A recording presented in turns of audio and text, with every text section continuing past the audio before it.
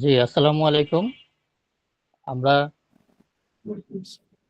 Debit credit পাঠশালা আয়োজিত আয়কর আইনজীবী 2026 এর নিবন্ধন পরীক্ষার উপলক্ষে টিডিএস এর যে রেটগুলো আছে সেই বিষয়ে আজকে আমাদের ক্লাস।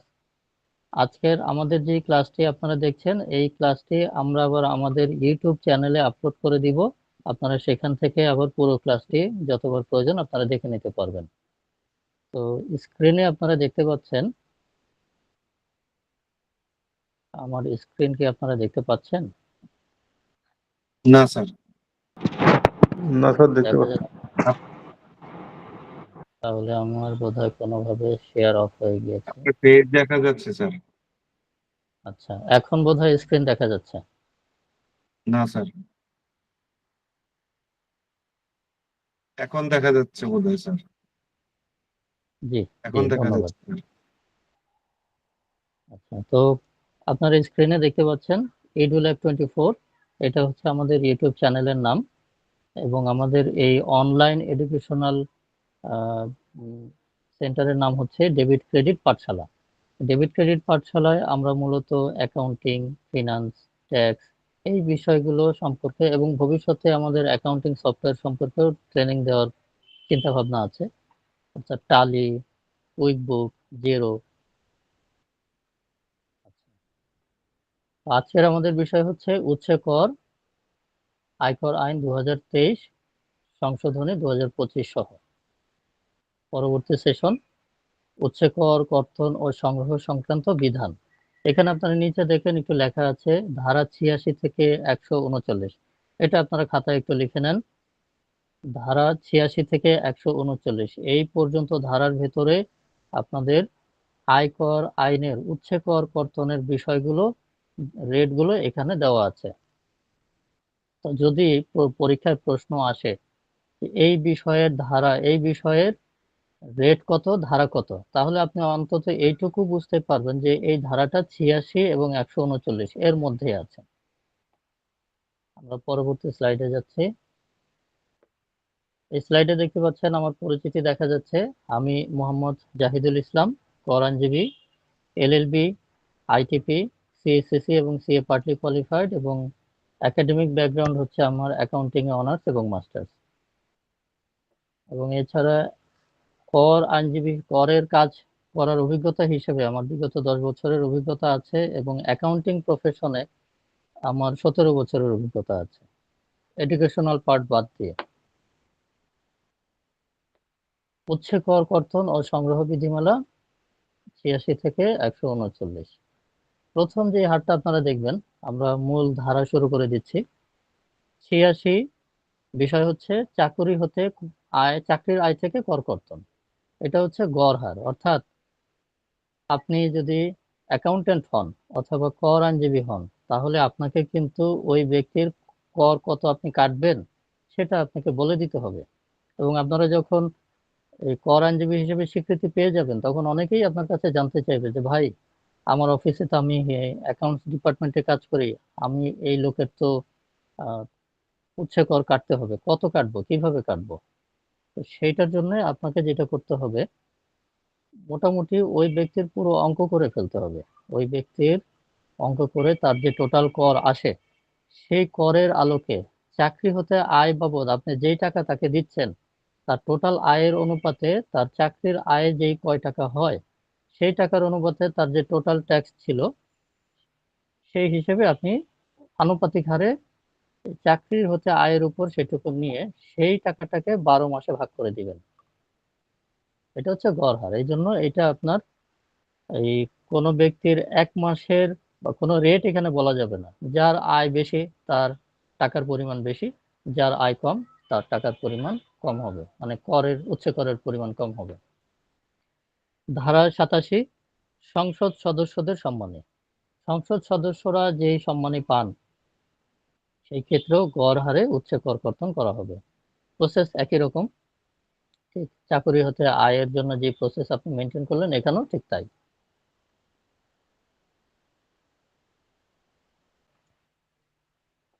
তারপর ধারা 88 অংশগ্রহণ কল্যাণ ও শ্রমিক তহবিল।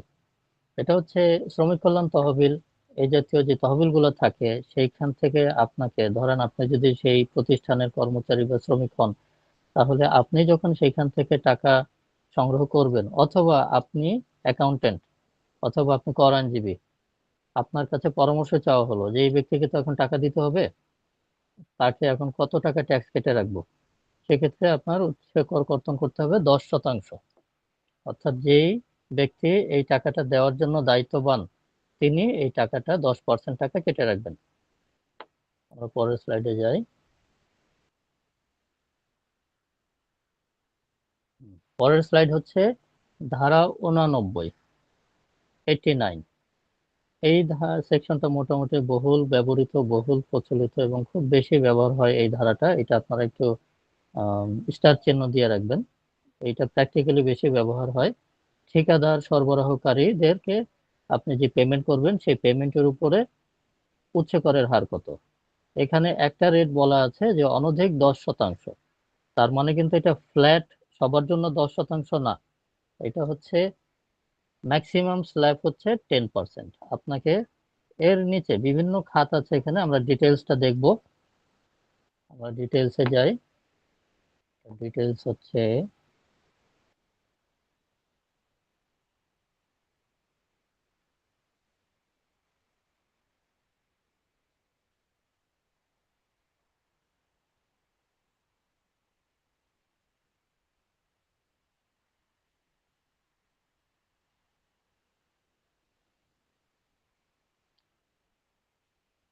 হ্যাঁ, আপনারা স্ক্রিনটা দেখতে পাচ্ছেন, এটা একটু ছোট কারণ এটা ডিটেলস বলে এটাকে আর আমরা ওই স্লাইডের মধ্যে নিয়ে যাই নাই, তাহলে স্লাইডে এটা দেখানো যেত না। এখানে দেখেন, এটা হচ্ছে সর্বশেষ সংশোধনীর আলোকে এসএম বিলেট উৎপাদনে নিয়োজিত শিল্প প্রতিষ্ঠানের ক্ষেত্রে, তাদের ক্ষেত্রে কি হবে, 0.5% আপনি উচ্চ কর কাটবেন। তারপরে পেট্রোলিয়াম জাতীয় তেল, লুব্রিকেন্ট বিপণনে নিযুক্ত তেল বিপণন কোম্পানি, তাদের জন্য উচ্চ করের হার হচ্ছে 0.6%। পেট্রোলিয়াম তেল বিপণন কোম্পানির ডিলার বা এজেন্ট কর্তৃক তেল সরবরাহের ক্ষেত্রে 1%। ধান, ধানের কুড়া, চাল, গম, আলু, গবাদি পশু, মাছ, মাংস, পেঁয়াজ ইত্যাদি বিষয়বস্তুর জন্য উচ্চ করের বিষয় হচ্ছে 0.5%। এই বিষয়গুলো যারা সরবরাহ করবে তাদের জন্য 5%। আরো আছে রসুন, মটর, ছোলা, মসুর, আটা, হলুদ, শুকনো মরিচ, ডাল, ভুট্টা, আটা, ময়দা, লবণ, ভোজ্য তেল, চিনি, বীজ, পাটকাঠি, সরিষা, তিল, কাঁচা চা পাতা, গোলমরিচ, এলাচ, দারুচিনি, লবঙ্গ, তেজপাতা এবং পাট, এই সমস্ত সরবরাহের ক্ষেত্রে 0.5% উচ্চ কর কেটে নেবেন। তুলা ও সুতা সরবরাহের ক্ষেত্রে 1%। সকল ধরনের ফল সরবরাহের ক্ষেত্রে 2%। শতভাগ গার্মেন্টস মুখী গার্মেন্টস শিল্প কর্তৃক প্রদত্ত সাবকন্ট্রাক্টের ক্ষেত্রে 1%। অর্থাৎ গার্মেন্টসের যারা বায়ার আছে, দেখা যায় তারা তাদের যে কন্ট্রাক্টটা পেলো সেইটা আবার বাংলাদেশের লোকাল কোম্পানিগুলোকে সাবকন্ট্রাক্টে দিয়ে দেয়, সেই ক্ষেত্রে আপনার 1% উচ্চ কর কাটতে হবে। এসএম বিলেট ব্যতীত সিমেন্ট, লৌহ বা লৌহ পণ্য, ফেরো অ্যালয় পণ্য উৎপাদনে নিয়োজিত শিল্প প্রতিষ্ঠানের ক্ষেত্রে 2%। গার্মেন্ট শিল্পের জন্য 1%, আর লৌহ পণ্য এই সমস্তের ক্ষেত্রে, সিমেন্ট এই সমস্তের ক্ষেত্রে 2%। তেল শোধন কার্যক্রমে নিযুক্ত কোম্পানির ক্ষেত্রে 1.5%। গ্যাস ট্রান্সমিশন নিয়োজিত কোম্পানির ক্ষেত্রে 3%। এবং গ্যাস বিতরণে নিয়োজিত কোম্পানির ক্ষেত্রে 0.6%। এখন এইখানে আপনাদের একটা প্রশ্ন আসতে পারে যে তাহলে গ্যাস ট্রান্সমিশন কারা আর গ্যাস বিতরণে নিযুক্ত কোম্পানি কারা। গ্যাস ট্রান্সমিশন হচ্ছে আপনার ভোক্তা পর্যায়ে তারা বিতরণ করে না। গ্যাস বিতরণ কোম্পানি যারা, সেটা হচ্ছে ভোক্তা পর্যায়ে আপনার আমার বাসা বাড়িতে অথবা শিল্প কারখানায় সরাসরি যারা গ্যাসটা সরবরাহ করে পাইপলাইনের মাধ্যমে বা ওই যে সরাসরি সিলিন্ডারের মাধ্যমে, তারা হচ্ছে গ্যাস বিতরণে নিযুক্ত কোম্পানি, তাদের ক্ষেত্রে 0.6%। আর কোম্পানিগুলা ওই বিতরণে নিযুক্ত কোম্পানির কাছে বিতরণ করার জন্য যারা নিযুক্ত থাকে তারা হচ্ছে গ্যাস ট্রান্সমিশন, অর্থাৎ রিফাইনারি থেকে পাইপলাইনের মাধ্যমে বিভিন্ন কোম্পানিতে যদি সরবরাহ করা হয়, এটা হচ্ছে গ্যাস ট্রান্সমিশনে নিযুক্ত কোম্পানি। 12 নম্বর, স্থানীয় পর্যায়ে নিযুক্ত ভার্টিক্যাল কন্টিনিউয়াস ভলকানাইজেশন লাইন রহিয়াছে এইরূপ কোনো কোম্পানি কর্তৃক তৈয়ারকৃত 33 কেভি থেকে 500 কেভি পর্যন্ত পাওয়ার এক্সট্রা হাই ভোল্টেজ পাওয়ার কেবল সরবরাহের ক্ষেত্রে 3%। সরকার কর্তৃক বা সরকারের কোনো কর্তৃপক্ষ, কর্পোরেশন বা সরকারের সংস্থা এবং এর সকল সংস্থা বা অধীনস্থ অফিস ব্যতীত অন্যান্য কোনো ব্যক্তির বই সরবরাহের ক্ষেত্রে 3%। রিসাইকেলড সীসা সরবরাহের ক্ষেত্রে 3%, অর্থাৎ 3%। শিল্প উৎপাদনে ব্যবহৃত কাঁচামাল সরবরাহের ক্ষেত্রে 3%। রিসাইক্লিং শিল্প ব্যবহৃত কাঁচামাল সরবরাহের ক্ষেত্রে 1.5%। ম্যানুফ্যাকচারিং প্রসেস বা কনভার্সন, পূর্ত কাজ, নির্মাণ প্রকৌশল বা এই জাতীয় কাজের জন্য 5%। সিগারেট, বিড়ি, জর্দা, গুল শিল্পে কাঁচামাল সরবরাহের ক্ষেত্রে 10%। তারপর 1 থেকে 18 এই পর্যন্ত যেগুলো পড়লাম, এই বিষয়গুলো বাদে অন্য সকল পণ্য সরবরাহের ক্ষেত্রে 5%। এবং ধারা 79-তে উল্লেখিত অন্য সকল ক্ষেত্রে 5%। তবে শর্ত থাকে যে পেট্রোল পাম্প, সিএনজি স্টেশন কর্তৃক তেল গ্যাস সরবরাহের ক্ষেত্রে উৎসে কর কর্তন প্রযোজ্য হইবে না। অর্থাৎ পেট্রোল পাম্পে যে তেলটা আমরা সংগ্রহ করি সেইখানে উৎসে কর কর্তন করা হবে না। তো এই পর্যন্ত হচ্ছে আমাদের ধারা 89, অর্থাৎ সেকশন 89। এই সেকশনটা বিস্তারিত পড়লাম এই কারণে, কারণ এই সেকশনটা প্রচুর ব্যবহৃত হয়, সবার এটা ব্যবহার করার প্রয়োজন হয় এবং এটা আসলে বুঝবার কিছু নয়, শুধু দেখে দেখে মনে রাখার চেষ্টা করতে হবে। যারা যে বিষয়টি নিয়ে কাজ করে তাদের সেই সেকশনটা রেটটা মনে থাকে, বাকিগুলো হয়তো মনে থাকে না। আপনারা একটু পড়ে নেবেন কমন বিষয়গুলো। ধারা 90, সেবার ক্ষেত্রে অর্থ পরিশোধ অনধিক 20%, অর্থাৎ এইখানেও ম্যাক্সিমাম স্ল্যাব হচ্ছে 20%। এইটাও আপনাদেরকে একটু দেখিয়ে দেই। এইখানে হচ্ছে উপদেষ্টা বা পরামর্শক স্বাভাবিক ক্ষেত্রে 15%, স্বাভাবিক ব্যক্তি ব্যতীত অন্যান্য ব্যক্তির ক্ষেত্রে 7.5%। এখন স্বাভাবিক ব্যক্তি কারা আর স্বাভাবিক ব্যক্তি ব্যতীত কারা? এটা হচ্ছে স্বাভাবিক ব্যক্তি বলতে আমি, আপনি, আমরা। আর স্বাভাবিক ব্যক্তি ব্যতীত মানে হচ্ছে আর্টিফিশিয়াল পার্সন, যেমন ধরেন একটা কোম্পানি অথবা একটা ব্যক্তি সংঘ অথবা একটা অ্যাসোসিয়েশন, এই বিষয়গুলো হচ্ছে স্বাভাবিক ব্যক্তি ব্যতীত। পেশাদার সেবা, প্রফেশনাল সার্ভিস, স্বাভাবিক ব্যক্তির ক্ষেত্রে 15%, স্বাভাবিক ব্যক্তি ব্যতীত অন্যান্য ব্যক্তির ক্ষেত্রে 7.5%। 3 নম্বর, কারিগরি সেবার ফি, টেকনিক্যাল সার্ভিস ফি বা কারিগরি সহায়তা ফি 10%। ক্যাটারিং, ক্লিনিং আরও আছে। সংগ্রহ বা পুনরুদ্ধার এজেন্সি, ব্যক্তিগত নিরাপত্তা, জনবল সংগ্রহ, ক্রিয়েটিভ মিডিয়া, জনসংযোগ, ইভেন্ট পরিচালনা, প্রশিক্ষণ কর্মশালা ইত্যাদি, কুরিয়ার সার্ভিস, প্যাকিং, শিফটিং, এই জাতীয় অন্যান্য সেবা, এইগুলোর ক্ষেত্রে মোট বিলের উপরে বা কমিশনের উপরে হচ্ছে 10%, আর মোট বিলের উপরে 2%। আপনি যদি কমিশন পান বা কমিশন দেন সেই ক্ষেত্রে উৎসে কর কাটবে 10% এই সার্ভিসের ক্ষেত্রে। আর যদি আপনি মোট বিলের উপরে উৎসে কর কাটেন তাহলে কাটবেন 2%। প্রিন্ট ও ইলেকট্রনিক মিডিয়া এজেন্সি কমিশন বা ফি এর উপরে 10%, মোট বিলের উপরে 0.65%। Indenting commission 7.5%, meeting fee, training fee বা সম্মানী 10%, mobile network operator 12%, credit rating agency 10%, motor garage বা ওয়ার্কশপ 8%, ব্যক্তিগত কন্টেইনার পোর্ট বা dockyard 8%, shipping agency commission 8%, stevedoring, berth operator, terminal operator, ship handling operator, এদের কমিশনের উপরে 10% আর বিলের উপরে হলে 5%। বিষয়টা তাহলে আপনাদেরকে একটু খেয়াল রাখতে হবে যে কখন কোনটার উপরে ধরতেছেন, কমিশনের উপরে না বিলের উপরে। এটা একটু ভাইস ভার্সা হয়ে যেতে পারে। তো কেউ হয়তো শুধু রেটটা মনে রাখছে কিন্তু কোন টাকার উপরে ধরবে সেটা মনে নাই, তখন ভুল হয়ে যেতে পারে। এই জন্য এই জায়গাটা একটু খেয়াল রাখবেন যে কমিশনের উপরে টিডিএস কাটতেছেন না বিলের উপরে টিডিএস কাটতেছেন।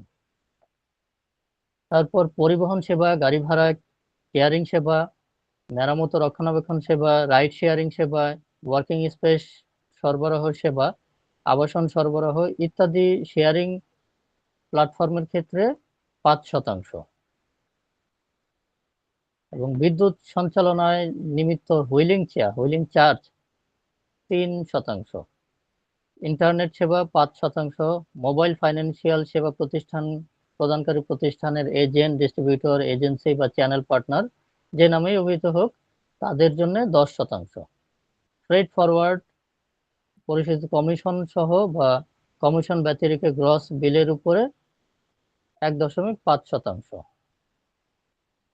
এবং 1 থেকে 18 এর মধ্যে যে সেবাগুলো নাই সেইগুলোর উপরে 10%। এবং আরো শর্ত হচ্ছে 1 থেকে 18 এই ক্ষেত্রগুলো ব্যতীত বা এই ক্ষেত্রগুলো বাদ দিয়ে অন্য কোনো সেবা যদি ব্যাংক, ইন্স্যুরেন্স, আর্থিক প্রতিষ্ঠান বা মোবাইল ফাইন্যান্সিয়াল সেবা প্রদানকারী কোনো প্রতিষ্ঠান কর্তৃক প্রদত্ত হয় তাহলে এই বিধির অধীন কর কর্তন প্রযোজ্য হইবে না।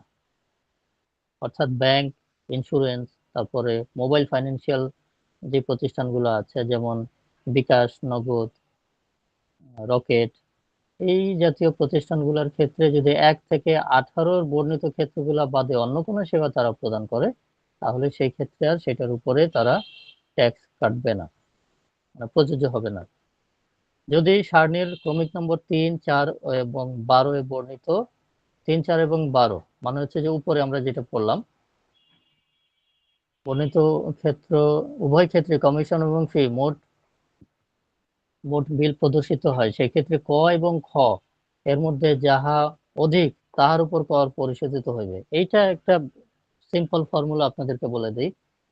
কর কাটবার সময় কখনোই চিন্তা করবেন না যে কম টাকাটার উপরে কর কাটবে। সবসময় ভেবে নিবেন যে যদি 2-3টা অপশন দেওয়া থাকে তাহলে ওই 2-3টা অপশনের মধ্যে যেই অ্যামাউন্টটা বেশি সাধারণত ওই বড় অ্যামাউন্টের উপরেই কর অ্যাপ্লাই করা হয়, ট্যাক্স অ্যাপ্লাই করা হয়। আবার যখন আপনি সুবিধা পাবেন, হয়তো কর ছাড় পাবেন, সেই সমস্ত ক্ষেত্রে আপনি সহজ একটা সিম্পল ফর্মুলা মাথায় রাখবেন যে 2-3টা অপশন যা দেওয়া আছে সেই অপশনগুলোর মধ্যে যেই অ্যামাউন্টটা ছোট হবে বা কম টাকার হবে সেইটার উপরে আপনি সুবিধা পাবেন। তো কর দেওয়ার ক্ষেত্রে বড় অ্যামাউন্টের উপরে, আর কর ছাড়ের ক্ষেত্রে তুলনামূলক ছোট অ্যামাউন্টের উপরে। আচ্ছা, তো আমরা সেকশন 89 এবং সেকশন 90 এই দুইটা পড়লাম। তাহলে এখন নিশ্চয়ই আপনারা বুঝতে পারতেছেন সেকশন 89 অনধিক 10% মানে কি। তার মানে 10%-এর ভেতরে এই রেটগুলো রাখতে হবে, কিন্তু এর মধ্যে আরো অনেক বিষয় আছে এবং সেই বিষয়ের জন্য আলাদা আলাদা কর হার আছে। এবং 90 সেটা হচ্ছে সেবা, সেই ক্ষেত্রেও একই বিষয়, অনধিক 20%, অর্থাৎ 20%-এর বেশি হইতে পারবে না। তারপর সেকশন 91 রয়্যালটি, পেইন্ট এবং কপিরাইট, এখানে 10%। সেকশন 92 প্রচার মাধ্যমে বিজ্ঞাপনের উপরে 5%। সেকশন 93 অভিনেতা, প্রযোজক এদেরকে অর্থ পরিশোধের ক্ষেত্রে 10%। Section 94 commission, discount 10%। পণ্য বিপণনের সাথে সম্পৃক্ত ব্যক্তি 1.5%। ট্রাভেল এজেন্ট এর নিকট বিক্রয় 0.3%। তারপরে এই প্রথম তিনটা হচ্ছে সেকশন 94, আর ট্রাভেল এজেন্ট হচ্ছে সেকশন 95। ঠিক আছে, সেকশন 94, সেকশন 95।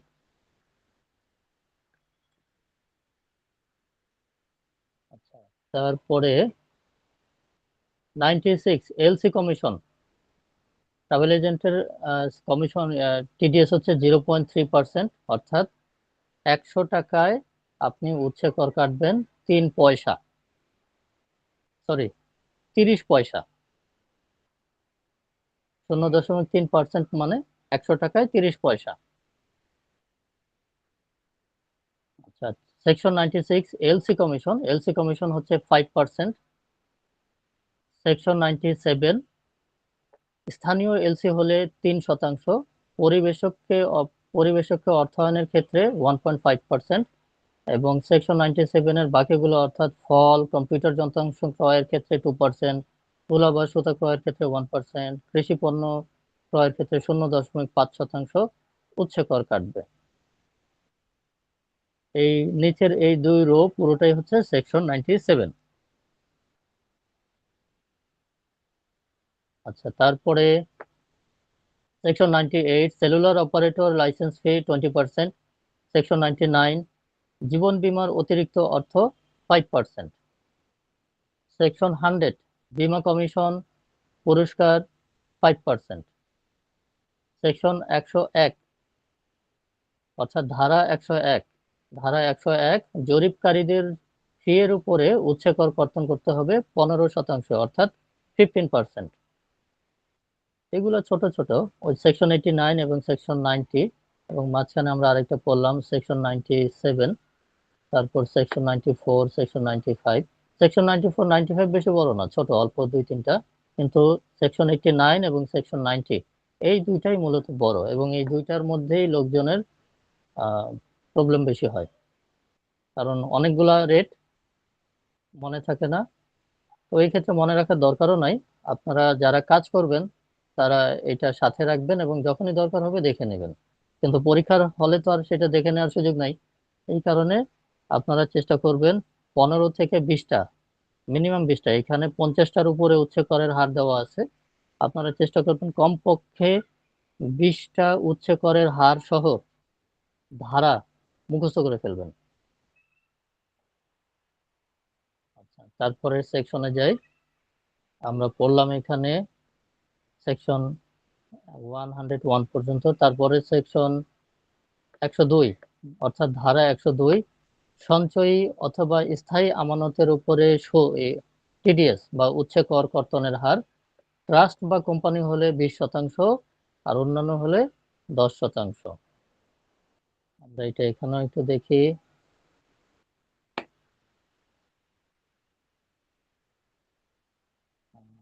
কত পৃষ্ঠা এটা? 76।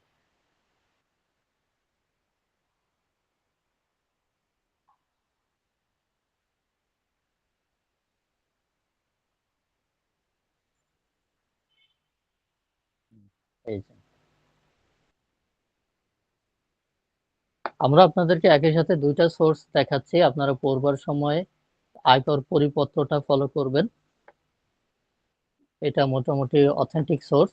বাজারে যত গাইড বই পাওয়া যাক, আপনারা উৎসে কর কর্তনের এই হার এবং ধারা পড়বার জন্য আয়কর মানে রাজস্ব বোর্ড দ্বারা প্রকাশিত যে আয়কর পরিপত্র আছে, সেই পরিপত্র থেকে রেটগুলো পড়বেন। যত ভালো নোটবুক, যত ভালো বিখ্যাত গাইড বই হোক না কেন, রেট পড়বেন পরিপত্র থেকে। আচ্ছা, তো ধারা 102 সঞ্চয়ী বা স্থায়ী আমানতের সুদ, ট্রাস্ট বা কোম্পানির ক্ষেত্রে 20%, অন্যান্য ক্ষেত্রে 10%। ধারা 104 ঋণের বিপরীতে সুদ, এক্ষেত্রে উচ্চ করের হার হচ্ছে 10%। ধারা 105 সঞ্চয়পত্রের মুনাফা 10%।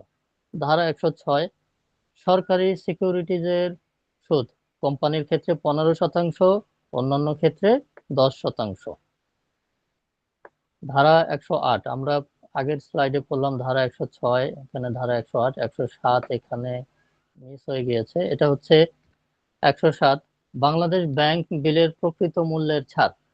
সেই ক্ষেত্রে ছাড় বা কর্তনের জন্য কোনো পরিমাণ অর্থ পরিশোধের জন্য দায়িত্বপ্রাপ্ত কোনো ব্যক্তি, এটা হচ্ছে সর্বোচ্চ হারে। আচ্ছা, তারপরে ধারা 108 আন্তর্জাতিক গেটওয়ে 1.5%, আন্তর্জাতিক আইজিডব্লিউ এএনএস 7.5%, এবং হার হচ্ছে 1.75 থেকে 7.5%, মানে হচ্ছে 1.5% থেকে 7.5% পর্যন্ত। ধারা 109 ভাড়া, অর্থাৎ বাসা বাড়ি বা হোটেলের যে ভাড়া, সেই ভাড়ার উপরে উচ্চ কর কর্তনের হার হলো 10%। সেকশন 110 কনভেনশন হল, রেস্টুরেন্ট, এই সমস্ত ক্ষেত্রে উচ্চ করের হার হলো 10%। সেকশন 111, আর একটু বড় করে দেই, আর একটু বড় করা যাচ্ছে। 111, স্থাবর সম্পত্তির অধিগ্রহণের ক্ষতিপূরণ সিটি কর্পোরেশন এলাকায় 6% এবং সিটি কর্পোরেশন বহির্ভূত এলাকায় 3%। তো এই স্থাবর সম্পত্তি অধিগ্রহণের ক্ষতিপূরণ, এটার মানে হলো সরকার যখন আপনার কাছ থেকে কোনো জমি অধিগ্রহণ করে সেইখানে রাষ্ট্রীয় কাজে, রাস্তা, ব্রিজ, এই সমস্ত বিষয় বা সরকারি কোনো স্থাপনা তৈরি করে, সেই ক্ষেত্রে সরকার যে জমিটা অধিগ্রহণ করতেছে সেই বিষয়টা হচ্ছে এই এই সেকশন। অর্থাৎ ধারা 111 অনুযায়ী অধিগ্রহণের যে ক্ষতিপূরণ দেওয়া হচ্ছে সেই ক্ষতিপূরণের উপরে সিটি কর্পোরেশন এলাকায় হলে 6%, সিটি কর্পোরেশনের বাইরে হলে 3%। ধারা 112, ধারা 112 এবং 14, আমরা এটা এখান থেকে পড়ি। রপ্তানি ভর্তুকি, ধারা 112, নগদ রপ্তানি ভর্তুকি, এটা হচ্ছে 10%। নগদ রপ্তানি ভর্তুকি এটা হচ্ছে 10%। আর একটু বড় করে নিলাম। নগদ রপ্তানি ভর্তুকি ধারা 112, এর উপরে উচ্চ কর কর্তনের হার হলো 10%। নগদ রপ্তানি ভর্তুকি মানে হচ্ছে আপনার এক্সপোর্টের ক্ষেত্রে গভর্নমেন্ট যে আপনাকে ইনসেনটিভ দিচ্ছে, ওই ইনসেনটিভের কথা এখানে বলা হচ্ছে। গভর্নমেন্ট আপনাকে ইনসেনটিভ দিচ্ছে মানে হচ্ছে গভর্নমেন্ট আপনাকে ভর্তুকি দিচ্ছে এবং এটা চূড়ান্ত কর দায়। তারপর ধারা 114, বিদ্যুৎ ক্রয়ের বিপরীতে 4%। রিয়েল এস্টেট উন্নয়নকারী ডেভেলপার, এই ক্ষেত্রে ধারা 115, উচ্চ করের পরিমাণ হচ্ছে 15%। বিদেশি ক্রেতার এজেন্টকে প্রদত্ত, ধারা 116, বিদেশি ক্রেতার এজেন্টকে প্রদত্ত টাকার ক্ষেত্রে উচ্চ করের হার হচ্ছে 7.5%। আচ্ছা, এখন বিদেশি যে এজেন্ট তাকে তো আপনি কমিশনে দিবেন। ধারা 117, এটা মনে রাখবেন, ধারা 117, লভ্যাংশের ক্ষেত্রে বাংলাদেশে নিবন্ধিত কোনো কোম্পানি বা কোনো কোম্পানির মুখ্য কর্মকর্তা, সেক্ষেত্রে 10% বা 15%। লটারি আয় বা ইত্যাদি, ধারা 118, ধারা 118, লটারি বা আয় ইত্যাদির উপরে উচ্চ করের হার হবে 20%। অনিবাসীদের আয়, অনিবাসীদের আয়, ধারা 119, এই ক্ষেত্রে বিধি 5 প্রযোজ্য হবে। অনিবাসীদের আয়, এক্ষেত্রে বিধি 5 প্রযোজ্য হবে। আমরা বিধি 5 আপনাদেরকে ওপেন করে দেখাই, এখানেই আছে, কিন্তু আমরা বিধি 5-এ একটু পেছন দিকে যাইতে হবে।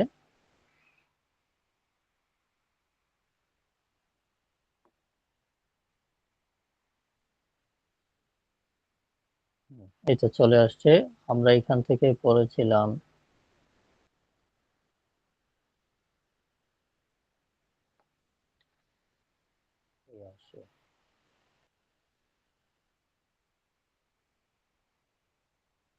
বিধি 5। আমরা আগে বিধি 3 এবং বিধি 4 পড়েছি। অর্থাৎ বিধি 3 হচ্ছে আহ সরবরাহের ক্ষেত্রে এবং বিধি 4 হচ্ছে সার্ভিসের ক্ষেত্রে এবং বিধি 5 হচ্ছে অনিবাসীদের ক্ষেত্রে। এই যে বিধি 5, আমরা যে এখানে পড়লাম বিধি 5, অনিবাসীর আয়, সেকশন 119। আমরা সেকশন 119, অনিবাসীদের জন্য প্রদত্ত আয় অনধিক 30% সর্বোচ্চ হারে। আমরা একটু বিস্তারিত পড়ি। উপদেষ্টা বা পরামর্শক, এই ক্ষেত্রে স্বাভাবিক ব্যক্তির ক্ষেত্রে 20%, স্বাভাবিক ব্যক্তি ব্যতীত 10%। প্রি শিপমেন্ট পরিদর্শন, সেই ক্ষেত্রে 20%। পেশাদার সেবা, স্বাভাবিক ব্যক্তির ক্ষেত্রে, পেশাদার সেবা স্বাভাবিক ব্যক্তির ক্ষেত্রে 20% এবং স্বাভাবিক ব্যক্তি ব্যতীত অন্যান্য ক্ষেত্রে 10%। কারিগরি সেবার ফি 20%, architecture, interior design, landscape design ইত্যাদির ক্ষেত্রে 20%, সার্টিফিকেশন, রেটিং ইত্যাদির ক্ষেত্রে 20%, স্যাটেলাইট, এয়ার টাইম, ফ্রিকোয়েন্সি ব্যবহার বাবদ, ভাড়া বাবদ 20%, আইনি সেবা 20%, ইভেন্ট ম্যানেজমেন্ট সহ ব্যবস্থাপনা 20%, কমিশন 20%, রয়্যালটি লাইসেন্স ফি 20%, সুদ 20%, বিজ্ঞাপন সম্প্রচার 20%, বিজ্ঞাপন নির্মাণ বা ডিজিটাল মার্কেটিং 15%, ধারা 259 এবং ধারা 260 এ উল্লেখিত ক্ষেত্রসমূহ ব্যতীত নৌ পরিবহন ও বিমান পরিবহন 7.5%, কন্ট্রাক্ট বা সাবকন্ট্রাক্টর 7.5%, পণ্য সরবরাহ 7.5%, মূলধনী মুনাফা 15% বা 15%, বীমা প্রিমিয়াম 10%, যন্ত্রপাতি সরঞ্জাম ইত্যাদি 15%, লভ্যাংশের ক্ষেত্রে কোম্পানি তহবিল বা ট্রাস্ট হইলে 20% এবং কোম্পানি ট্রাস্ট ব্যতীত ব্যক্তি যদি হয় স্বাভাবিক ব্যক্তি সেক্ষেত্রে 30%, শিল্পী গায়ক খেলোয়াড় কর্তৃক গৃহীত 30%, বেতন পারিশ্রমিক 30%, পেট্রোলিয়াম অপারেশনের ক্ষেত্রে 5.25%, কয়লা তেল গ্যাস এই সমস্ত অনুসন্ধানের ক্ষেত্রে সমীক্ষার ক্ষেত্রে 20% অর্থাৎ 20%, জেনারেল ইন্স্যুরেন্স কোম্পানির সার্ভেয়ার ফি 5.25% অর্থাৎ 5.25%, তেল বা গ্যাস ক্ষেত্র এর রপ্তানি পয়েন্টের ক্ষেত্রে মধ্যে সংযোগ স্থাপনের জন্য যে কোনো সেবা 5.25%, ব্যান্ডউইথ বাবদ পরিশোধ এই ক্ষেত্রে 10%, কুরিয়ার সার্ভিস 15% এবং অন্য কোনো পরিশোধ 20%। আচ্ছা, এইটা আমরা একটু বিস্তারিত পড়লাম। এটা হচ্ছে অনিবাসীদের আয়। এখন অনিবাসীদের আয় বলতে কাদেরকে বোঝাবে?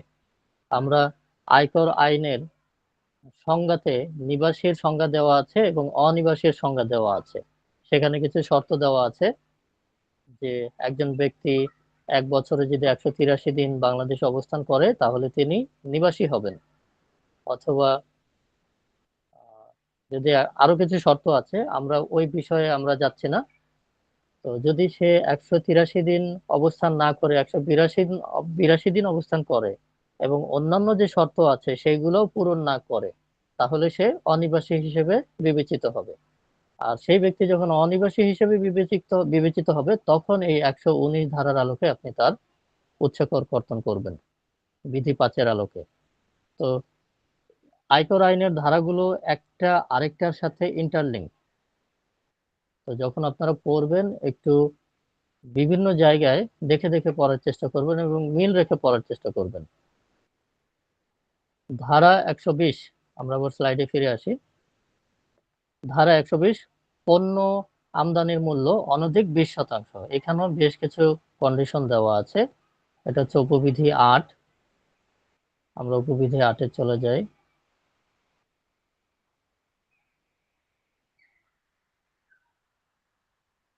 উপবিধি 6, উপবিধি 8। উপবিধি 8 হচ্ছে এখানে বলা আছে দফা কয় উল্লেখিত দফা ক শব্দ চিহ্ন এগুলা বিলুপ্ত হবে এবং খ বিলুপ্ত হবে এবং নিম্নরূপ সারণী 2 প্রতিস্থাপিত হবে। এবং এইটা হচ্ছে এইচএস কোডের সারণী, অর্থাৎ এই সারণীতে হচ্ছে আপনি কাস্টমসে যখন কোনো পণ্য ডিক্লারেশন দিবেন, বাংলাদেশ থেকে বাইরে পাঠাবেন অথবা বাইরে থেকে বাংলাদেশে কোনো পণ্য বা কোনো কিছু নিয়ে আসবেন, সেই ক্ষেত্রে সেই প্রত্যেকটার একটা এইচএস কোড আছে, এটা কাস্টমসে ব্যবহার হয়। তো এই সারণীটা হচ্ছে সেই সারণী। তো আপনাদের এই আইটিপি পরীক্ষার জন্য এই সারণীর কোনো প্রয়োজন পড়বে না, তবুও আপনারা দেখে রাখলেন যে এরকম একটা জিনিস এখানে আছে, এটা দরকার হয়। এবং কাস্টমস মানেই আপনার এইচএস কোডের দরকার হবে। তারপরে হচ্ছে সেকশন 121 অর্থাৎ ধারা 121, জনশক্তি রপ্তানি এজেন্সির ফি 10% প্লাস 50,000 টাকা। তারপর সেকশন 122, ক্লিয়ারিং ও ফরওয়ার্ডিং এজেন্ট কমিশন রেট হচ্ছে 10%। তারপর ধারা 123, রপ্তানি আয়ের উপর ব্যাংক কর্তৃক 1% হারে উচ্চকর কাটবে। এখানে কিন্তু খুব কম, অর্থাৎ আপনি যখন এক্সপোর্ট করবেন তখন ব্যাংক এই উচ্চকর কেটে রাখবে 1%। ধারা 124, বিদেশ থেকে প্রেরিত অর্থ ফি চার্জ 7.5%, ফ্রেইটের ক্ষেত্রে 1.5%। আমরা এটাও একটু বিস্তারিত দেখি। 124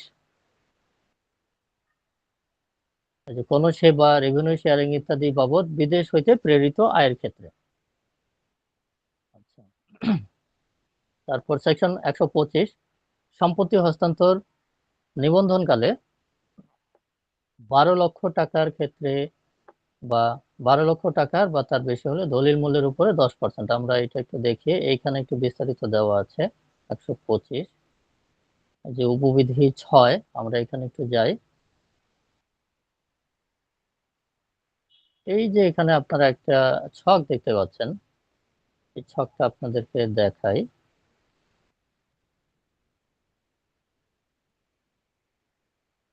একটু ছোট করে দিই, আরো ছোট করতে হবে, এক স্ক্রিনে আসে না। এখন বোধহয় দেখা যাবে, এখন দেখা যাচ্ছে। তো এই যে উপবিধি 6, এটা হচ্ছে আপনার এখানে বিষয়গুলি দেওয়া আছে। এলাকা ভিত্তিক আপনার টাকার অঙ্ক দেওয়া আছে। ঢাকা জেলার গুলশান, বনানী, মতিঝিল ও তেজগাঁও এলাকার সকল মৌজার জন্য দলিলে উল্লেখিত ভূমির মূল্য 6% বা শতাংশ প্রতি 9 লক্ষ টাকা, এর মধ্যে যেটা বেশি হবে সেই টাকা। এটা ক শ্রেণীর কর হার। খ শ্রেণীর কর হার এইখানে উপরে, নিচে আবার বলে দেওয়া আছে ক শ্রেণী কারা হবে, খ শ্রেণী কারা হবে।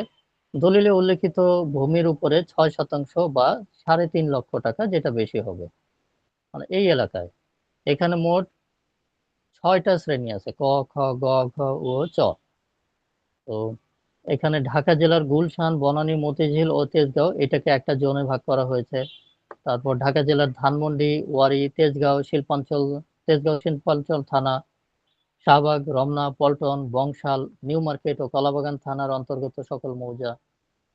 তারপরে ঢাকা জেলার কাফরুল, মোহাম্মদপুর, সূত্রাপুর, যাত্রাবাড়ি, উত্তরা মডেল থানা, ক্যান্টনমেন্ট থানা, চকবাজার থানা, কোতোয়ালি থানা, লালবাগ থানা, খিলগাঁও, শ্যামপুর, গ্যান্ডারিয়া থানার সকল মৌজার জন্য এখানে হচ্ছে 6% বা শতাংশ প্রতি 6% বা শতাংশ প্রতি 4 লক্ষ টাকা, অথবা এর মধ্যে এই দুইটার মধ্যে যেটা বেশি হবে।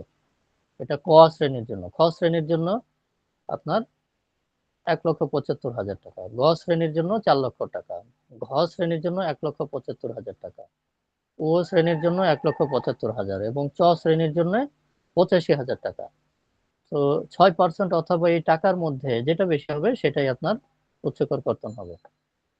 তারপর 4 নম্বর আছে ঢাকা জেলার খিলক্ষেত, বিমানবন্দর, উত্তরা পশ্চিম মুগদা, ভাটারা, মিরপুর মডেল থানা, উত্তর খান, দক্ষিণ খান, তুরাগ থানা, শাহ আলী থানা, সবুজবাগ, কদমতলী, কামরাঙ্গীরচর। এই ক্ষেত্রে হচ্ছে টাকার পরিমাণটা আরেকটু কম, 3.5 লাখ, 1.5 লাখ, 3.5 লাখ, 1.5 লাখ, 1.5 লাখ 75,000।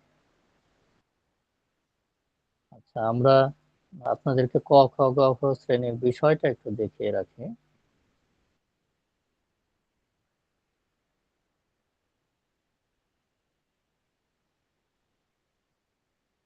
এই যে এখানে দেখেন,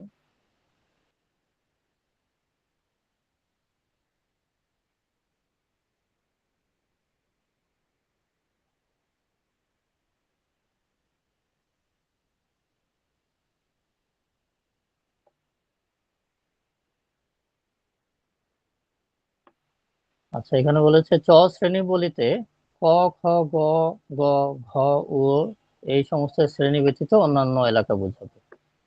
চ ও শ্রেণী বলতে অর্থে সকল শিল্প প্লটকে বুঝাইবে। ঠিক আছে।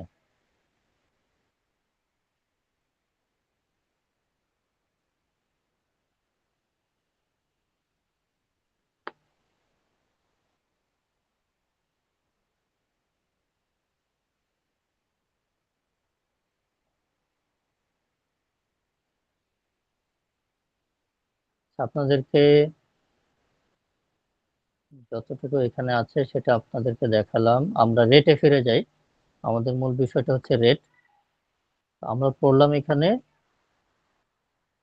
সম্পত্তি হস্তান্তরকালে, এই যে এটা হচ্ছে আমরা পড়লাম 125, ধারা 125, সম্পত্তি হস্তান্তরের সময় যে টাকাটা আপনি দিবেন, উচ্চকর কর্তন করতে হবে।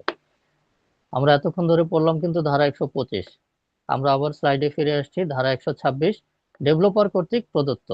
সেক্ষেত্রে আবাসিকের ক্ষেত্রে ১৬০০ টাকা প্রতি বর্গ মিটারে এবং অনাবাসিকের ক্ষেত্রে ৬৫০০ টাকা প্রতি বর্গ মিটারে। এটা খেয়াল রাখবেন, বর্গ মিটারে, প্রতি বর্গ মিটারে ১৬০০ টাকা আবাসিকের ক্ষেত্রে এবং প্রতি বর্গ মিটারে ৬৫০০ টাকা অনাবাসিক মানে বাণিজ্যিক ক্ষেত্রে।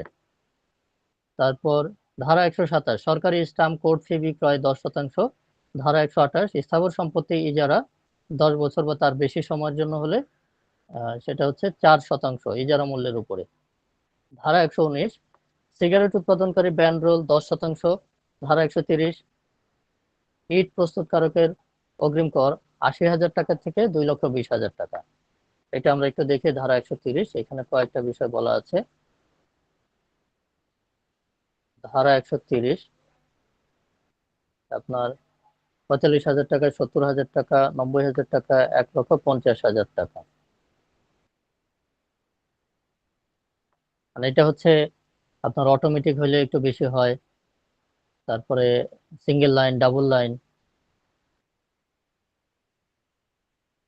আচ্ছা, তারপর ট্রেড লাইসেন্স ধারা ১৩১, এই ক্ষেত্রে ট্রেড লাইসেন্স নবায়নের ক্ষেত্রে এলাকা ভেদে ৩,০০০ থেকে ৫০০ টাকা থেকে ৩,০০০ টাকা পর্যন্ত এলাকা ভেদে ট্রেড লাইসেন্সের উচ্চকর কর্তনের হার।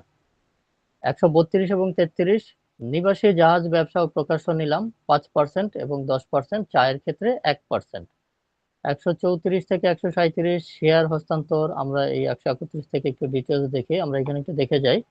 শেয়ার হস্তান্তর স্টক ও স্টক এক্সচেঞ্জের লেনদেনের ক্ষেত্রে ১৫% মূল পার্থক্যের উপর লেনদেনের ক্ষেত্রে ০.০৩%, মানে ৩ পয়সা। এবং ১৩৮ এবং ১৩৯ মোটরযান পরিচালনা এবং নৌযান পরিচালনা। মোটরযান পরিচালনা হচ্ছে ধারা ১৩৮ এবং নৌযান পরিচালনা হচ্ছে ধারা ১৩৯। আমরা ১৩১ থেকে একটু বিস্তারিত দেখি। এখানে কোনো নিবাসীর জাহাজ ব্যবসা, সেই ক্ষেত্রে ৩% এবং 5%। প্রকাশ্যে নিলামের বিক্রি ১৩৩ 10% এবং 1%। শেয়ার হস্তান্তর ১৩৪ ধারা ১৩৪, এই ক্ষেত্রে 15%। ধারা ১৩৫ স্পন্সর, ডিরেক্টর ও প্লেসমেন্ট শেয়ার সিকিউরিটিজ হস্তান্তর। আচ্ছা, এখানে আপনাদের মধ্যে কেউ বলতে পারবেন যে এখানে যে কথাটা বলেছে স্পন্সর মানে কি, ডিরেক্টর মানে কি, বা প্লেসমেন্ট শেয়ার এটা মানে কি? স্যার স্পন্সর আপনি মানে যে হচ্ছে স্যার জি বলেন। স্পন্সর মানে হচ্ছে যেমন বাংলাদেশ ক্রিকেট টিমকে গ্রামীণ ফোন স্পন্সর করলো। আর ডিরেক্টর হচ্ছে যে আপনার কোনো কোম্পানির আপনার ডিরেক্টর। প্লেসমেন্ট শেয়ার হচ্ছে কেউ যদি আপনার ওই সিকিউরিটি শেয়ার বিজনেস করে সিকিউরিটি ফার্মের যেটা প্লেসমেন্ট শেয়ার সেটার ক্ষেত্রে। আচ্ছা, আপনার উত্তরটা আংশিক হয়েছে, আপনাকে ধন্যবাদ। আপনার ডিরেক্টর যেটা বলেছেন যে একটা প্রতিষ্ঠানের বোর্ড অফ ডিরেক্টরসে যারা থাকে তারা ডিরেক্টর। স্পন্সর আপনি যেটা বলেছেন যে ধরেন গ্রামীণ ফোন কোম্পানি কোনো একটা খেলাধুলায় বা কোনো প্রোগ্রামে স্পন্সর করলো, সেটা হচ্ছে বিজ্ঞাপন, অ্যাডভার্টাইজমেন্ট। স্পন্সর হচ্ছে আপনি যে কোম্পানি প্রতিষ্ঠিত হয়, ধরেন সেটা লিমিটেড কোম্পানি হোক, পাবলিক হোক, প্রাইভেট হোক, সেই লিমিটেড কোম্পানির প্রথমেই একেবারে ওই কোম্পানির জন্ম হওয়ার সময় যেই আহ, উদ্যোক্তারা, উদ্যোক্তা কিন্তু অন্য জিনিস, যেই ব্যক্তিরা মিলে কোম্পানিটা দাঁড়া করায়, অর্থাৎ এই ক্ষেত্রে আপনি বলতে পারেন তাদের মেমোরেন্ডামে প্রথমবার যাদের নাম লেখা থাকে তারা হচ্ছে স্পন্সর, তাদেরকে বলা হয় স্পন্সর। মানে হচ্ছে যাদেরকে দিয়ে একটা কোম্পানি শুরু হয় সেই ব্যক্তিদেরকে বলা হয় স্পন্সর। আর ডিরেক্টর তো আপনার কোম্পানি আইন অনুযায়ী বাই রোটেশনে চেঞ্জ হইতে হয় এবং প্রথম বছর শেষে সমস্ত ডিরেক্টর সবাই রিটায়ার করে, সেটা অন্য জিনিস, কোম্পানি আইনের বিষয়। আমরা আয়কর আইনে থাকি। তো স্পন্সর আপনারা এখন ক্লিয়ার তো? এটা কিন্তু ওই যে প্রোগ্রামে স্পন্সর করে বিভিন্ন টেলিকমিউনিকেশন কোম্পানি, ওইটা না কিন্তু। স্পন্সর মানে কি স্যার শেয়ার হোল্ডার যে এটা বোঝাচ্ছে এটা? মানে একটা কোম্পানি বাস্তবে যখন তৈরি হয়, কোম্পানি যখন শুরু হয়, তাদের মেমোরেন্ডাম থাকে, সেই মেমোরেন্ডামে তো তাদের ডিরেক্টর কারা, শেয়ার হোল্ডার কারা সেটা লেখা থাকে। তো ওই কোম্পানি শুরু হবার সময় যেই কয়জন শেয়ার হোল্ডার নিয়ে কোম্পানিটা জন্ম লাভ করলো, সেই প্রথমবার জন্ম লাভ করার সময় যে কয়েকজন শেয়ার হোল্ডার ছিল তাদের শুরুতে একদম ভেরি বিগিনিং যাদেরকে দিয়ে কোম্পানিটা স্টার্ট করলো, রেজিস্ট্রেশন হলো, ওই সময় যে কয়জন শেয়ার হোল্ডার আছে তারা হচ্ছে কোম্পানির স্পন্সর। এখন বুঝেছি স্যার। ওকে, ধন্যবাদ। তো স্পন্সর, ডিরেক্টর বা প্লেসমেন্ট শেয়ার, সিকিউরিটিজ হস্তান্তর এই ক্ষেত্রে উচ্চ করের হার হচ্ছে 15%। তারপরে ধারা 136 স্টক এক্সচেঞ্জের শেয়ার হোল্ডারদের শেয়ার হস্তান্তর, এটা ধারা 136 উচ্চ করের হার হচ্ছে 15%। এরপর ধারা 137 স্টক এক্সচেঞ্জের সদস্যদের জন্য উচ্চ করের হার হচ্ছে 0.03%, অর্থাৎ 0.03%। তার মানে হলো 100 টাকায় 3 পয়সা। আচ্ছা, তারপরে এখানে শেষ, এখানে আর নাই। আমরা এখানে 138 মোটরযান নিবন্ধন এবং নৌযান পরিচালনা, এটা আমরা আপনাদেরকে ভিন্ন একটা সোর্স থেকে দেখাই। আয়কর আইন,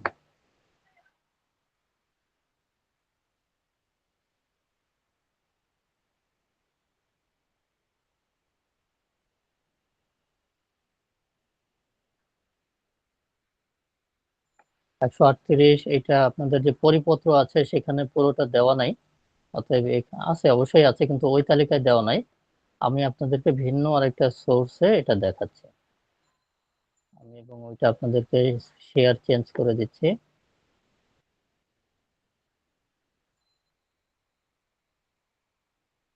এটা দেখানোর পরে আমরা আপনাদের মক টেস্টে যাব। দেখতে পাচ্ছেন আমাদের স্ক্রিনটা?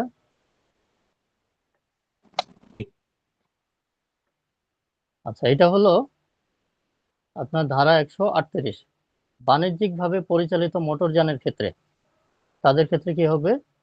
52 আসনের অধিক আসন বিশিষ্ট বাসের ক্ষেত্রে 25,000 টাকা, এবং 52 আসনের অধিক নয় এমন বাসের ক্ষেত্রে 20,000 টাকা, শীতাতপ নিয়ন্ত্রিত বাসের ক্ষেত্রে 50,000 টাকা, এটা হলো উচ্চ কর। তারপর ডাবল ডেকার বাসের ক্ষেত্রে 25,000 টাকা, শীতাতপ নিয়ন্ত্রিত মিনি বাস কোস্টারের ক্ষেত্রে 25,000 টাকা, শীতাতপ নিয়ন্ত্রিত নহে এইরূপ মিনি বাস কোস্টারের ক্ষেত্রে 12,500 টাকা, প্রাইম মুভার 35,000 টাকা, 5 টনের অধিক পেলোড ক্যাপাসিটি বিশিষ্ট বা ট্রাক লরি এইগুলোর ক্ষেত্রে 30,000 টাকা, এবং 1.5 টনের অধিক তবে 5 টনের কম, সরি কথাটা ভুল হইল, 1.5 টনের অধিক, তার মানে 1.5 টন না, 1.5 টনের একটু বেশি, 1.5 টনের অধিক কিন্তু 5 টন পর্যন্ত, এই পর্যন্ত রেঞ্জের জন্য ক্যাপাসিটি বিশিষ্ট ট্রাক বা লরি বা ট্রাক লরির ক্ষেত্রে 15,000 টাকা। 1.5 টনের অধিক নহে, তার মানে এইটা হচ্ছে 1.5 টন পর্যন্ত। এই যে মার্জিনাল পয়েন্টে অনেকে ভুল করে, যে আমি কি 1.5 টন বললে, উদাহরণস্বরূপ যদি বলা যে 10 থেকে 20 টাকা, তো আমি 10 টাকাকে কার মধ্যে ধরবো বা 20 টাকাকে কার মধ্যে ধরবো, এইটাই অনেকেই ভুল করে। তো যখন লেখা থাকবে অধিক নহে, তার মানে ওই মার্জিন অ্যামাউন্টটা ধরতে হবে আপনাকে। মানে যদি বলা হয় 20 টাকার অধিক নহে, তার মানে 20 টাকা আপনাকে ধরতে হবে। তো এইখানে তার মানে 21 টাকা না, 21 টাকা হলে সে রেঞ্জের বাইরে চলে গেছে। 20-এর অধিক নহে মানে কিন্তু 19 না, 20-এর অধিক নহে মানে 20 পর্যন্ত আপনার লিমিট।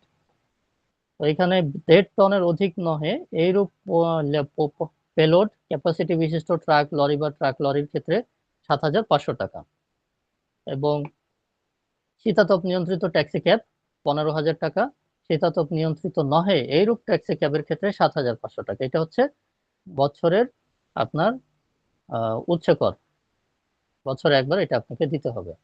এটা হলো ধারা 138 গেল। তারপর হচ্ছে ধারা 139, এটা হচ্ছে নৌযান পরিচালনার ক্ষেত্রে। এখানে হচ্ছে 3টা বিষয়।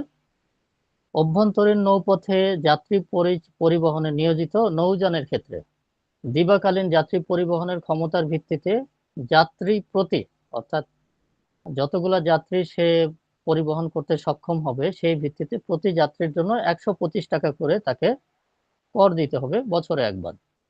তার মানে 125 টাকা না, কিন্তু তার যাত্রীর ধারণ ক্ষমতা যদি হয় 1,000 ফর এক্সাম্পল, তাহলে তার কর হবে 125 টাকা গুণন 1000। 2 নম্বর হচ্ছে অভ্যন্তরীণ নৌপথে মালামাল পরিবহনে নিয়োজিত কার্গো, কন্টেইনার, মাল্টিপারপাস বা কোস্টারের ক্ষেত্রে মালামাল পরিবহনের ক্ষেত্রে ক্ষমতার ভিত্তিতে গ্রস টনেজ প্রতি 170 টাকা, অর্থাৎ তার যে মোট ক্যাপাসিটি টন হিসেবে, এই সেই ক্ষেত্রে 170 টাকা টন প্রতি। এই ক্ষেত্রেও বিষয়টা হচ্ছে তার গ্রস টন যদি 500 টন হয় তাহলে 500 গুণন 170। যদি তার গ্রস ওজন ক্যাপাসিটি হয় 1000 টন তাহলে 1000 গুণন 170। 3 নম্বর হচ্ছে অভ্যন্তরীণ নৌপথে মালামাল পরিবহনে নিয়োজিত ডাম্প বার্জের ক্ষেত্রে, সেক্ষেত্রে মালামাল পরিবহনের ক্ষমতার ভিত্তিতে গ্রস টনেজের প্রতি 125 টাকা। তো 3 নম্বরটা হচ্ছে ডাম্প বার্জ, মাঝখানেরটা হচ্ছে কন্টেইনার বা কোস্টারের ক্ষেত্রে, এবং প্রথমটা হচ্ছে নৌ পরিবহনে যাত্রী পরিবহনের ক্ষেত্রে। আচ্ছা, তো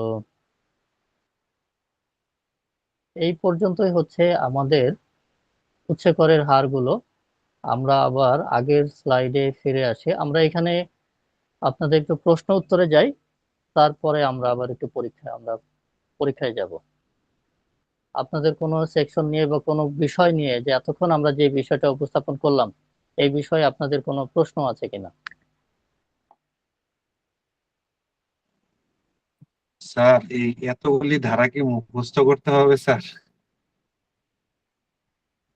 বিষয় হচ্ছে আপনারা যেহেতু পরীক্ষা দিবেন, প্রথম যেটা করবেন, বাংলা লাইন টানা কাগজে, বাংলা খাতায়, ছোট প্যাড গুলায় কিন্তু জায়গা কম থাকে, প্যাডে লিখবেন না। বাজার থেকে বড় সাইজের বাংলা খাতা কিনে নিয়ে এসে সেখানে এক লাইনে একটা লেখার চেষ্টা করবেন। আর ওই যে যেগুলো বেশি বড় বড় ওগুলোকে আলাদা জায়গায় রাখবেন, আলাদা জায়গায় সেপারেটলি ডিটেইল লিখবেন। এক লাইনে একটা করে লিখবেন এবং সবগুলা লিখবেন, বাদ দিবেন না কোনোটা। তার মানে আপনি যে সবগুলো পড়বেন তা কিন্তু না। ওখান থেকে আহ, আমরা একটু মিউট হয়ে যাই, মিউট হয়ে গিয়ে আমরা যখন কথা বলবো তখন আনমিউট করে নিব না।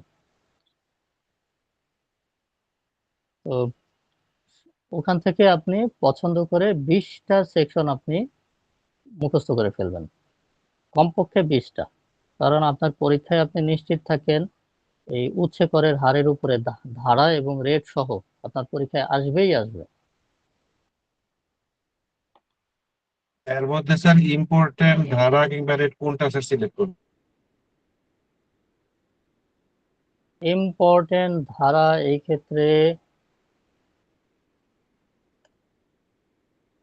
যেমন ওই যে, আচ্ছা এটা এখন না বলে, এখন বললে আমরা পরীক্ষাটা নেই, পরীক্ষায় কিছু যেগুলো ইম্পর্টেন্ট এরকম কিছু এখানে আমরা দিয়েছি।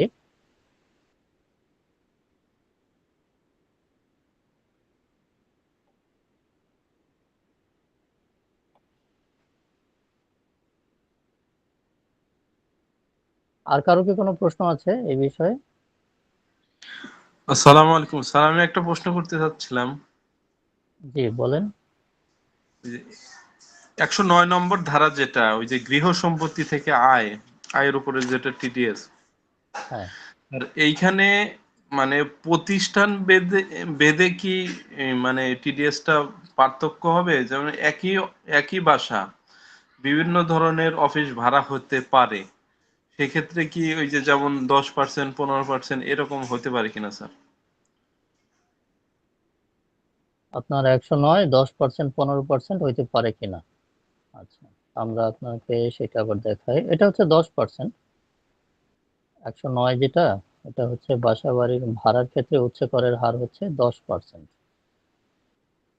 এটা বলার উদ্দেশ্য স্যার হচ্ছে, আমাদের যে অফিস আমরা যেটা ভাড়া দেই, আমাদেরটা কনস্ট্রাকশন কোম্পানি, কিন্তু আমরা তো টিডিএস 15% দিচ্ছিলাম এতদিন।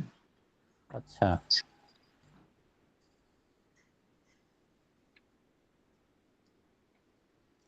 আপনার ওই যে আপনার কি দেওয়া আছে, ব্যাংক কাটতেছে এই টাকাটা?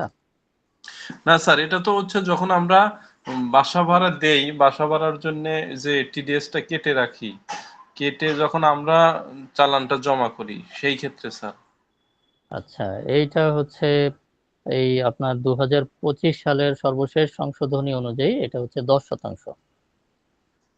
ও আচ্ছা, তাহলে আমরা আগে যেটা 15% দিছি ওটা 10% চলে আসবে। এখন আপনারা আসলে কোনটার ভাড়া দেন, সেটা কি ভাড়া হিসেবেই দেন নাকি অন্য কিছু? না আসলে স্যার এটা হচ্ছে ওই যে আমরা যে প্রতি মাসে একটা রিটার্ন, ভ্যাটের রিটার্ন সাবমিট করতে হয়, সেক্ষেত্রে আচ্ছা, আমাদের না হ্যাঁ, ভ্যাট, ভ্যাট তো অন্য জিনিস। আমরা এখানে পড়তেছি হচ্ছে উৎসে কর কর্তন, অর্থাৎ হচ্ছে টিডিএস। সেই জি স্যার, জন্যই মিলছিল না, ওইটা ভ্যাট। হ্যাঁ ওটা ভ্যাট যে আমরা আলাদা। মানে স্যার ওই এখানে বলতেছি ওই যে ওইখানে যে বিডিএস আর টিডিএস দুটোই তো কেটে দেই। হ্যাঁ, ও স্যার বলতেছি বিডিএস। হুম, হুম। হ্যাঁ বলেন, আপনার প্রশ্নটা পুরোপুরি বলেন। এখন বলতেছি স্যার ওই বিডিএসটা আমরা 15% কেটে দেই, আর হচ্ছে টিডিএসটা সম্ভবত 5% কেটে দেই। আচ্ছা, 5% আগে ছিল, গত বছরে 5% ছিল, মানে হচ্ছে 2024-এর সংশোধনী পর্যন্ত 5% ছিল। 2025 সালের সর্বশেষ সংশোধনী অনুযায়ী এটা 10% হয়ে গেছে, মানে এই ভাড়ার উপরে টিডিএস। জি স্যার, এই সংশোধনী তাহলে কোন মাস থেকে কার্যকর হয়েছে স্যার? ভাড়ার উপরে টিডিএস এইটা 2025 সালের যে আপনার অর্থ আইন পাশ হয়েছে, 2025-এর যেই আপনার জুলাই থেকে নাকি স্যার? 2025-এর জুলাইতে যে অর্থ বাজেট পাশ হলো, ফাইন্যান্স অ্যাক্ট হলো, তখন থেকে এটা কার্যকর।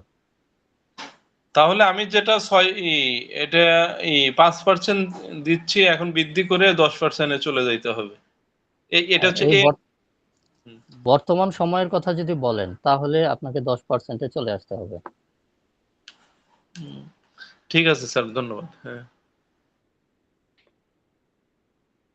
আচ্ছা, আমরা আপনাদেরকে আমাদের ফেসবুক পেজটা একটু দেখিয়ে রাখি। যদি কোনো প্রয়োজনে আমাদের সাথে আপনাদের কোনো মেসেজ দিতে হয় বা কোনো যোগাযোগ করতে হয়, তাহলে আপনারা আমাদের এই ফেসবুক পেজের মাধ্যমে যোগাযোগ করতে পারবেন, বা আমাদের ফেসবুক পেজে যদি আপনারা মেসেজ দেন আমরা পাবো।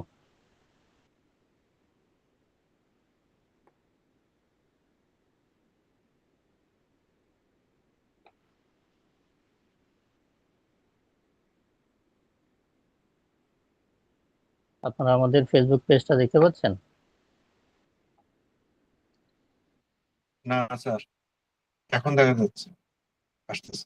আচ্ছা, আমাদের ফেসবুক পেজে আপনার এখন হচ্ছে বর্তমানে একটা কোর্স চলমান আছে। সেটা হচ্ছে 2 দিন ব্যাপী সিলেবাস সম্পর্কে একটা পরীক্ষার টেকনিক সম্পর্কিত মানে কোর্স, যেটা হচ্ছে আগামী 20 তারিখে শুরু হবে। ইতিমধ্যে একটা ব্যাচ হয়ে গেছে, এটা দ্বিতীয় ব্যাচ। আগামী 20 তারিখ, 20শে এপ্রিল দ্বিতীয় ব্যাচটা হবে, যেটা কোর্স ফি হচ্ছে মাত্র 150 টাকা। আর আমাদের পরিকল্পনায় আছে, যাদের অনেকেই আছে যারা হিসাব বিজ্ঞান সম্পর্কে আগে কখনো পড়াশোনা করার সুযোগ হয় নাই, তাদের জন্য আমরা মে মাসের প্রথম সপ্তাহ থেকে শুধুমাত্র হিসাব বিজ্ঞানকে ফোকাস করে একটা কোর্স আয়োজন করেছি অলরেডি। ক্লাস শুরু হবে মে মাসের প্রথম সপ্তাহ থেকে। তো আপনাদের মধ্যে যারা হচ্ছে হিসাব বিজ্ঞান বিষয়ে একটু সমস্যা থাকতে পারে বা জানার দরকার হবে, তারা ওই কোর্সে জয়েন করতে পারেন। এটা হচ্ছে আমাদের ফেসবুক পেজ। এটা আমি আমাদের এই ফেসবুক পেজের লিংক আপনাদের মেসেঞ্জারে, হোয়াটসঅ্যাপের যে গ্রুপ আছে সেখানে দিয়ে দিব। আর এইটা হচ্ছে আমাদের ইউটিউব চ্যানেল। ইউটিউব চ্যানেল, এখানে আপনাদের যে আজকের ক্লাসের রেকর্ডিংটা হলো, সেই রেকর্ডিং আমরা আমাদের এই ইউটিউব চ্যানেলে দিব। আপনারা এখান থেকে পরবর্তীতে আরো শুনতে পারবেন। ইউটিউব চ্যানেলের লিংকও আমি আপনাদেরকে আপনাদের মেসেঞ্জারে দিয়ে দেবো, হোয়াটসঅ্যাপ গ্রুপে। তো আমরা এখন তাহলে পরীক্ষায় চলে যাই। আপনারা কি প্রস্তুত? পরীক্ষায় যাব আমরা এখন। আর একটা প্রশ্ন ছিল স্যার আমার। স্যার আমি বিবিএমবিএ কমপ্লিট করেছি স্যার। আমার জি, স্যার এই আয়কর বিষয়ে কোনো অভিজ্ঞতা নেই, এবার প্রথম পরীক্ষা দিতে যাব। আমার জন্য স্যার কোন কোর্সটা অ্যাপ্রোপ্রিয়েট হবে স্যার? আপনার জন্য হচ্ছে আমরা কোর্সটাকে দুইটা ভাগ করেছি। কারণ হচ্ছে অনেকেই আছে ল ডিপার্টমেন্ট থেকে আসছে, তারা আয়কর আইন সম্পর্কে মোটামুটি তাদের পড়াশোনা আছে, তারা হচ্ছে একটু আইডিয়া পেলেই তারা নিজেরা নিজেরা প্রিপারেশনটা নিতে পারবে। সেই জন্য আমাদের ওই যে ছোট গাইডলাইন ভিত্তিক কোর্স, যে কিভাবে পড়বে, ওটা 2 দিন ব্যাপী। আর বিস্তারিত শেখার জন্য আমাদের কোর্স হচ্ছে হিসাব বিজ্ঞানের জন্য আলাদা কোর্স, আয়কর আইনের জন্য আলাদা কোর্স। কারণ অনেকে আছে আয়কর আইনটা বোঝে, হিসাব বিজ্ঞানটা বোঝে না। আবার অনেকে আছে হিসাব বিজ্ঞানটা বোঝে, আয়কর আইনটা বোঝে না। এই জন্য দুইটা আলাদা আলাদা কোর্স রাখা হয়েছে আমাদের। ফেসবুকে গেলে পাবো তো এগুলি স্যার, ডিটেলসটা। এই আপনারা এই যে আজকে যে মক টেস্টটা দেবেন, সেখানে আমরা এরকম একটা অপশন রেখেছি। আপনারা যদি ইন্টারেস্টেড থাকেন সেখানে আপনারা এই সিলেক্ট করে দিয়েন, তাহলে আমরা আপনাদেরকে হোয়াটসঅ্যাপে ওই মেসেজটা ফরওয়ার্ড করে দিব। Thank you sir. আর আপনাদের তো একটা হোয়াটসঅ্যাপ গ্রুপ আছে, আপনারা কি আমাদের হোয়াটসঅ্যাপ গ্রুপে আছেন? এই আপনাদের এই ব্যাচের জন্য ডেডিকেটেড একটা হোয়াটসঅ্যাপ গ্রুপ আছে। যেটা থেকে জয়েন হলাম এটা নাকি? এই যে হোয়াটসঅ্যাপ গ্রুপ যেটা, লিংক দিল যে স্যার হোয়াটসঅ্যাপ গ্রুপে, ওটাই তো স্যার? হ্যাঁ হ্যাঁ ওইটাই। ওখানে আমি আপনাদেরকে লিংক দিয়ে দেবো। আমরা আপনাদের এই হোয়াটসঅ্যাপ গ্রুপেই এখন পরীক্ষার লিঙ্কটা দিয়ে দেই। সেই ক্ষেত্রে এই মিটিং থেকে ওখানে যেতে গেলে আপনাদের হয়তো অসুবিধা হতে পারে। আগের ক্লাসে বেশ কয়েকজন বলেছে যে গুগল মিট থেকে পরীক্ষায় যেতে গেলে তাদের মোবাইলের কিছু রেস্ট্রিকশনের কারণে যেতে পারছে না।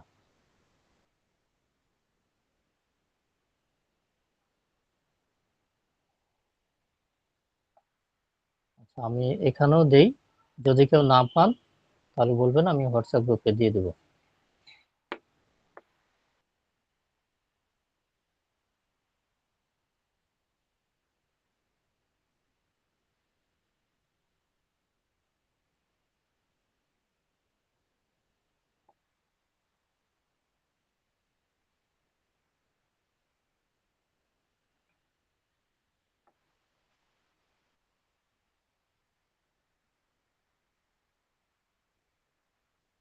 আচ্ছা, আমরা ইউটিউবের ভিডিওর জন্য আমাদের ভিডিও রেকর্ডিংটা এখানে শেষ করব।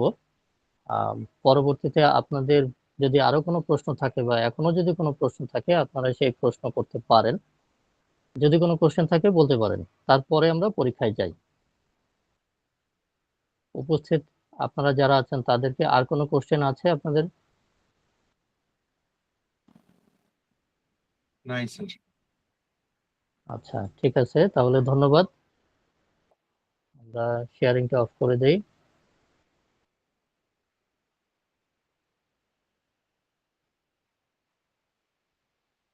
সবাইকে ধন্যবাদ। আমাদের ভিডিও রেকর্ডিং আমরা এখন শেষ করছি। এই ক্লাসের ভিডিও রেকর্ডিং আপনারা আমাদের ইউটিউব চ্যানেলে পাবেন। আমরা গ্রুপে আপনাদের সেই রেকর্ডিং এর লিংক দিয়ে দিব। সবাইকে ধন্যবাদ। আসসালামু আলাইকুম।